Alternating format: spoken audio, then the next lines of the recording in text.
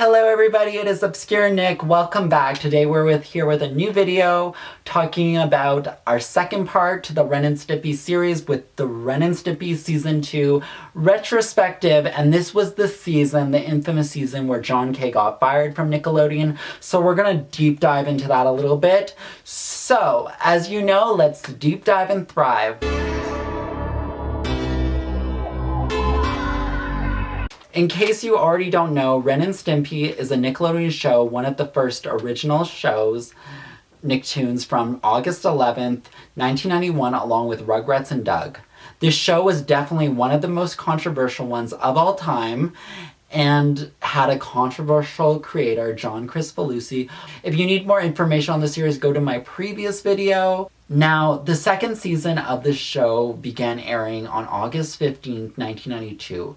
A year after the series premiered and had 12 episodes. This was the last season John K was a part of, and we will get into why he was axed from the series. In today's video, we will be discussing the standout episodes from season 2, so this is a mixed bag in many ways.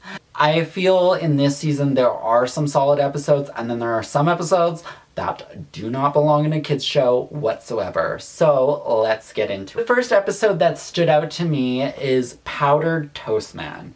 And this one is a classic. I feel like most people who've watched the show know about Powdered Toast Man or have seen him before. It's very classic character, very funny, very kid-friendly in my opinion for the most part.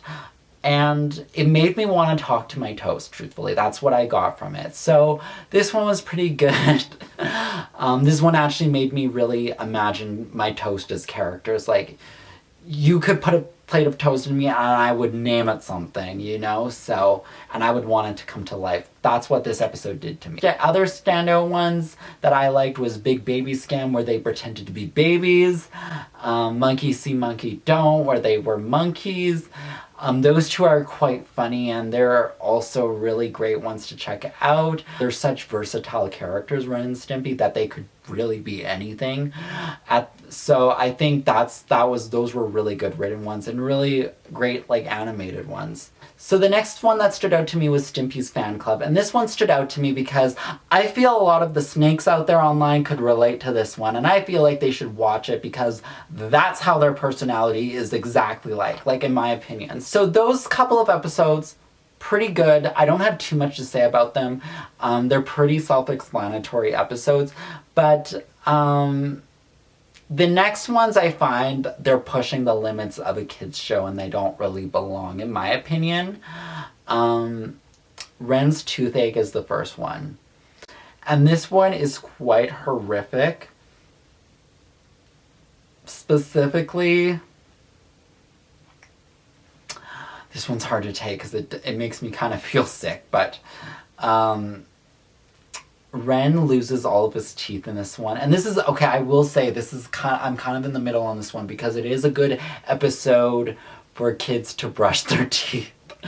But it's a really triggering episode to see Ren's teeth all out and then him pull the nerves in his gums is horrific.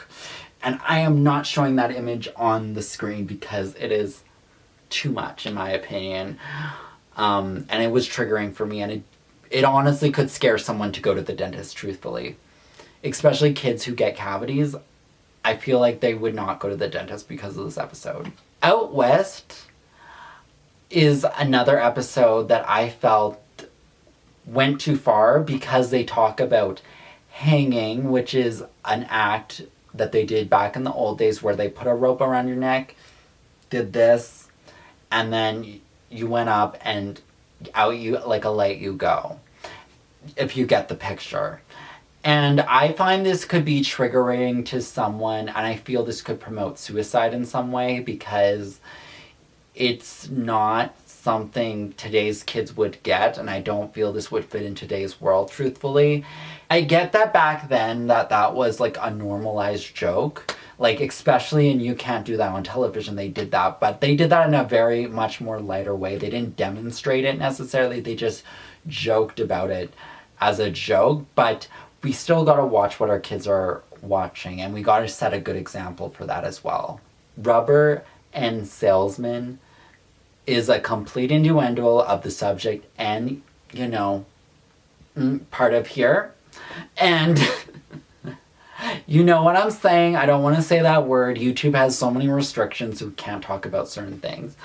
This isn't a restricted video, so we gotta do what we gotta do. I feel John K was let's push the envelope a little more here. And I feel this is the closest things to something Dan S would do, truthfully. This is the closest things he got into this show with as far as doing something Dan S would do in iCarly and Victoria's era. These next two episodes, Fake Dad and A Visit from Anthony, I felt these two dealt with domestic abuse. And this is where the series turns. And I felt it was domestic abuse on animals and people and it being normalized. And I get it is absurd comedy, but this does not belong on a kid's show in my opinion. I found it personally very dark, especially in A Visit from Anthony, where Anthony dies and his father is crying, and in general that was a lot and a little too much for a kid's show in my opinion. Just the subject of death being brought up in such a very dark way. And the way Ren and Stimpy takes abuse rubbed me the wrong ways, even as a kid, with just some of these episodes where it got taken too far in my opinion. So these next two episodes I want to talk about, I believe this is where John K got fired from Nickelodeon. First off, what was being told is that John K took too long to create new episodes of Ren and Stimpy compared to Doug and Rugrats, which their counterparts had 13 episodes. This one only had 6 episodes, so there was less episodes made for season 1. So Nickelodeon was not happy with that. Second of all, he could not reach an agreement with a certain character, and that character was George Liquor that was included in the show. The reason being is because he represented an abusive father in a way, which I noticed that to be the pattern throughout the season. So let's talk about that for a second. I do wonder if John K was abused himself as a child and maybe saw his dad this way because he had a father who served in the Canadian Air Force Army, from what I researched in the background of him. So I'm just questioning that because, you know, people who come from a certain area of life tend to have certain ways on how to deal with things. We all draw things from our personal life in some way, but this is all alleged, of course. This is just an observation. Don't take it as fact, but I do think that would make sense, especially with what John K does later on in his life. And what he did later on in life was had relationship with minors, which makes me wonder where he learned that all from, and we all learn stuff from childhood. And we'll get into that a little later in the video. Going back to George Liquor, what the network was having issues with is that they did not approve of it at all. This was a no to them because they found George Liquor to be too violent. They did, however, air an episode called Dog Show, which I found was giving the wrong impressions of how animals should be treated. And George Liquor was in this episode, and which is why Nickelodeon said no to it being this man best friend episode. I think Geraldine Laybourne was a decent president for Nickelodeon and her team was great. And I don't think they would have allowed what certain other creators like DS would have done in his shows. Her and her team were around in the prime of this era, and Geraldine left Nickelodeon in 1996, which was around the time people like DS, Brian Robbins came into the picture. And they were only a year in as well, but even that year was pretty traumatic, just judging from all that season 1, which all that season 1 has a whole history. We could do a whole video about it if you guys want, of course, just let me know. But the episode where it became the biggest controversy of them all was Man's Best Friend, and that was with George Liquor, and the network found him to be too violent to be aired on TV, especially on kids' TV. And I found this one to be a very similar pattern to A Visit from Anthony, and I think patterns of abuse from a father figure seems to be a pattern throughout the season, which was a major turn for this show because the show went from being creative and space and out of this world to being very violent. And it became a violent cartoon. And I'm not a fan of the way domestic abuse was portrayed in the season. This episode remained unaired on the show until it was aired on Spike TV 11 years later on June 23rd, 2003, and Spike TV also aired the Ren and Stimpy spin-off Adult Party cartoon, so it was around that time when Ren and Stimpy was being revived. The relationship between John K and Nickelodeon went through the cracks when John K was such a difficult individual to work with just in general. From what people say, he would always lash out at his animators and people that worked on his show. High-tempered, closed-minded, his way of thinking only, and his way is how the only way to get things done, which created a toxic work environment, which pushed other people's buttons. This is all according to Billy West, by the way. This is from Billy West's words. Decided that he was going to do the Ren character, and I didn't give, because I had a job. You know, yeah, anybody that gives me a job is a hero to me.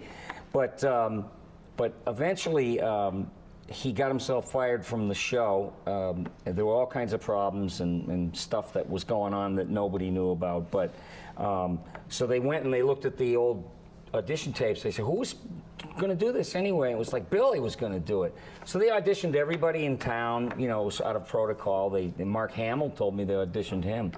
You know, but anyway, there I was, and I wind up getting both voices again. So he was an early interneter, and he whipped up this frenzy. You know, it was like these posters that would come and attack me all the time, and they were like disciples that would fly into the sun for the guy. Like just mad that it's not. Mad that you stole his gig. That I stole everything, and that I was like a backstabber and all this stuff. But he pushed his own self-destruct button, and anybody who's ever worked with him will tell you that. And then Nickelodeon told him that him and his company Spumco has been terminated. Then it went to Games Animation, and this is exactly how Nickelodeon describes Spumco and his team. The Spumco team is also said to have a cult-like mentality in following its leader. Krisfalucsi is described as being eccentric and volatile, yelling at employees and creating a pressure cooker environment. This sags into negative and feeds into his controlling tendencies. He would hold up approvals on layouts, creating a production bottleneck, which would cause delays in delivering episodes. And after the show was an instant hit, Krisfalucsi let his ego run rampant and declaring that he would refuse to conform to budgets and deadlines. John K., who appears to be his own worst enemy, was soon to be fired.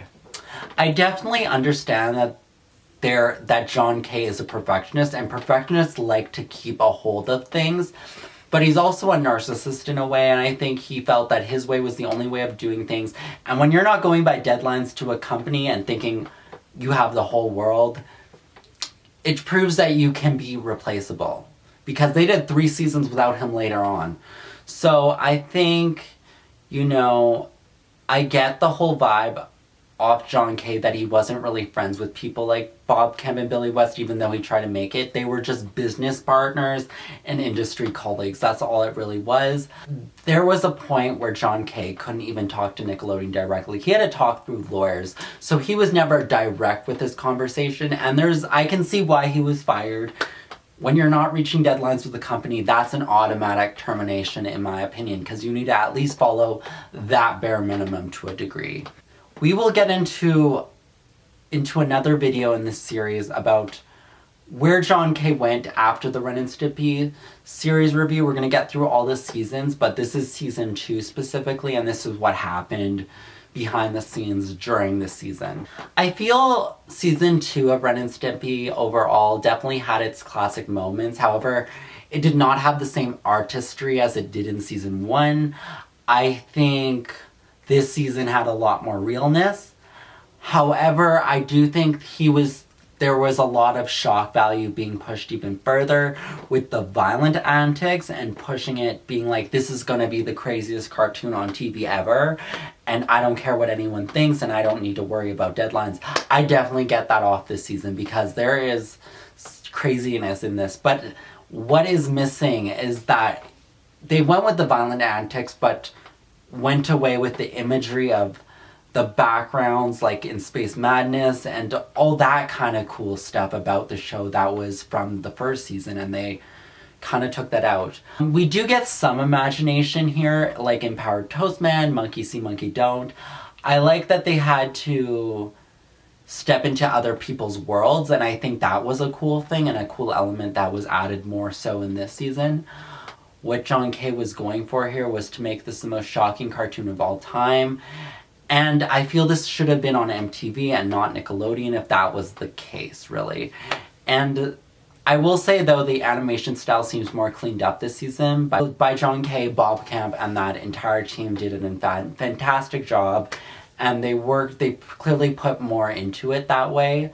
But I see why, as a kid, I did not enjoy this show as much, and the more adult themes to it, and here there was some sexuality put in as well with the rubber salesman, but more so in subject matter with looking for jobs and dealing with adulting. At the end of the day, this is a satire comedy, but you know, Adult Swim would eat it up. So in our next video, next week, we will begin the game's animation era. We will with a retrospective of Ren and Stimpy Season 3. I hope you guys enjoyed today's video. I'm sending you much love, and I hope you guys all have a wonderful day.